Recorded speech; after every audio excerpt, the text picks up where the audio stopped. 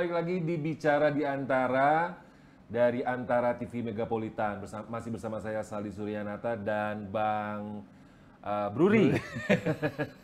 Ahmad Mabruri. Iya. Bang, kalau tadi kan sempat di awal saya bilang ini tahun politik. Nah, tahun politik ini kan banyak banget nih.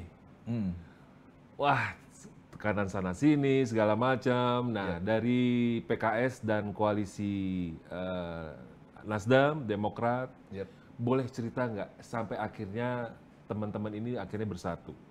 Itu prosesnya gimana? Akhirnya nama Anies Baswedan menjadi yang dipilih. Iya, jadi ceritanya yang paling pionir untuk mengusung Anies Baswedan ini kan Bang Surya Paloh, Nasdem. Iya.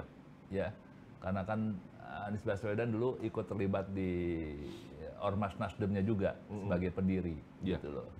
Dan nanti di kemudian hari di Bang Surya Paloh juga dapat dampaknya ketika dia mengusung Anies Baswedan. Ya kan? Iya. Nah, yang kedua, kita PKS punya pengalaman di Pilkada DKI. Ya, karena dia mengusung Anies yang waktu itu underdog, ya selalu surveinya nomor 3 setelah Ahok, AHY, dan Anies, selalu begitu. Tapi kemudian ketika bertarung, kita all out, ya PKS dan teman-teman yang mengusung, akhirnya di putaran kedua Anies menang melawan Ahok. Ini kan pointernya ada di situ. Jadi sebenarnya hubungan kita dengan Anies Sandi, ya PKS, itu sebenarnya sudah akrab semenjak 2017 yang lalu. Bahkan sebelumnya juga sudah akrab. Karena Mas Anies Baswedan ini kan dulu pernah rektor Paramadina, Pak. Betul. Ya. Betul. Nah, itu sebelum Mas Anies ini, rektor Paramadina adalah presiden PKS Sohibul Iman dulu. Oh gitu. Iya. Jadi masih ada benang merahnya. Masih ada benang merahnya. Jadi sama Mas Anies sudah ada benang merahnya. Jadi kita bukan baru ketemu di jalan, enggak. Oh gitu. Jadi ya. rektor sebelum Mas Anies Baswedan itu adalah Kang Sohibul Iman. Gitu. Presiden PKS yang sebelum ini, periode sebelum Mas Saiku. Jadi kita udah akhirnya kita deklarasi dan kemarin besar-besaran juga di Stadion Madia, ya. Kita kalau udah punya komitmen itu udah komitmen kita jalankan terus. Jadi kita akan terus maju. Baru setelah itu Demokrat ikut mengusung. Jadi 3 ini sudah cukup untuk mencukupi presidensial threshold yang di atas 20%. Kita sudah 21%, karena kan syarat untuk mengusung presiden harus gabungan parpol atau parpol yang sudah mendapatkan suara 20%. Nah, ngomong-ngomong suara 20%, ini kan lagi rame juga ya. Ganggu nggak? Ganggu. Kalau iklim demokrasi sebenarnya, ya, semestinya parliamentary threshold itu tidak setinggi itu, Bang. Ya, 20% ini agak susah bergerak karena calon nanti akan menjadi semakin sedikit. Kan kita kemarin punya pengalaman, calon cuma 2, itu kan tingkat polarisasi dan perbenturan di level elit maupun di bawah kan cukup kencang. Ya, istilah-istilah binatang-binatang itu kan kelihatan ya. Ini kalau bukan di gengnya ini di geng itulah. Kita nggak usah sebut lah binatangnya, karena juga udah sekarang udah mulai agak hilang dikit. Nah, kita mau sebenarnya presidential threshold ini agak lebih di bawah. Minimal ya sama dengan parliamentary threshold. Parliamentary threshold kan sekarang 4%.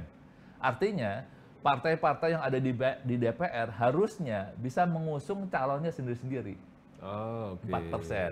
Ya, atau kalaupun bunyi naikkan ya 5 atau 6% lah. Jadi ada koalisi itu nggak usah terlalu banyak 3 atau 4, tetapi cukup 2 atau 1 aja sudah bisa. Gitu. Kalau sekarang kan yang punya kemewahan untuk mengusung sendiri cuma PDIP.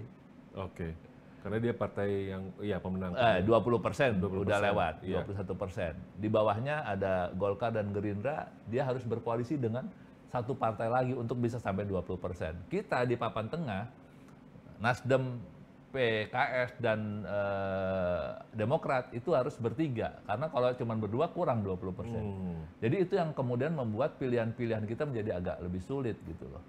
Ya. Nah, makanya kita kan PKS uji material di Mahkamah Konstitusi, walaupun kemarin ditolak juga sih. Gitu. Ya udah, periode 2024 kita masih sistem presidensial threshold 20%. Jadi kemungkinan calon presiden yang bertarung ya paling banyak cuma tiga. Bahkan bisa jadi cuma 2 lagi. Iya, nggak seru.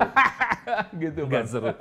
Apalagi kan kabar terbaru ini kan tentang pemilihan yang tertutup dan terbuka ini kan, yang terakhir aja kan lagi rame tuh. Iya, MK juga bocorannya kemarin salah seorang pakar hukum tata negara bilang ngebocorin bahwasanya akan diputuskan tertutup. Ini juga akan membuat goncang partai-partai, Bang. Ya, karena dari 9 partai yang ada di DPR itu cuman 1 yang mengusung proporsional tertutup, yaitu PDIP. Sementara 8 partai ini inginnya proporsional terbuka. Iya. Gitu loh. Tapi dulu kita pernah tertutup Pernah, juga kan, Bang? awal 99, 2004 dan 2009 itu tertutup. Iya. Jadi caleg yang maju itu adalah caleg yang nomor urut 1 atau ditentukan oleh partai kalau dia memang punya jatah kursi. Nah, kalau sekarang asal partainya sudah lulus parliamentary threshold 4%, siapapun yang suaranya paling banyak dia bisa melaju ke DPR.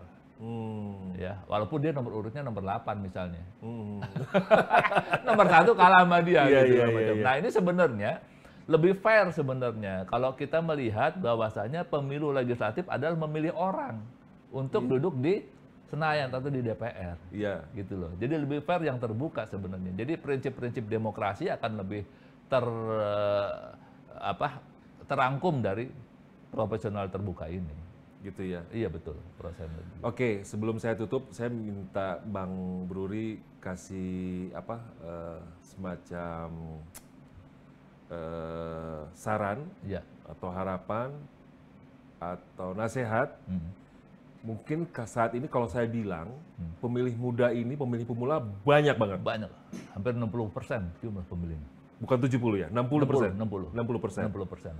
Apa yang ingin Bang Bruri sampaikan kepada para pemilih pemula ini untuk tahun politik saat ini? Terutama dari PKS ya? Ya, yang jelas ya, teman-teman anak muda nih, Gen Z, milenial, cobalah ya selain browsing film dan segala macam, sekali-sekali browsing masalah politik. Biar literasi politiknya agak melek dikit. Ya. Sehingga ketika kita ke TPS mau nyoblos tuh udah dapat gambaran. Ya, siapa orangnya dan partai dari partai mana untuk dijadikan wakil rakyat yang dia pilih gitu loh. Jangan ngebleng bener. Gitu loh. Karena apa? Ini anak-anak muda nggak tahu ya, bahwasanya semua kegiatan publik ini itu ditentukan oleh orang-orang politik ini. Kalau dia salah milih orang, salah milih partai, itu nanti ya sengsaranya nanti 5 tahun lagi.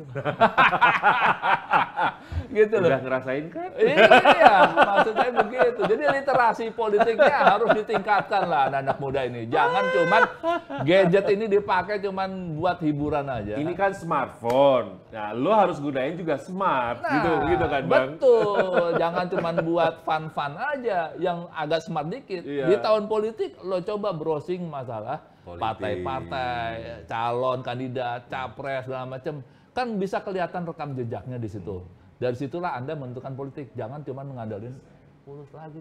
Kita capek nanti kita money politik lagi. Siapa yang ngasih duit wani piro? Lo coba segala macam. Kapan kita mau gampang cari kerjaan nggak? Kan susah sekarang. Iya, maka dari itu aja sih pesan saya sih, Gitu Bang. aja ya, Bang ya. Oke, Bang Bruri, thank you banget. Sama-sama. Udah ngobrol-ngobrol di bicara di antara Megapolitan TV. Thank you banget. Sukses buat PKS. Siap, terima kasih. Dan sukses juga buat kita semua. Kita sampai ketemu lagi ya. Bye. Assalamualaikum. Waalaikumsalam.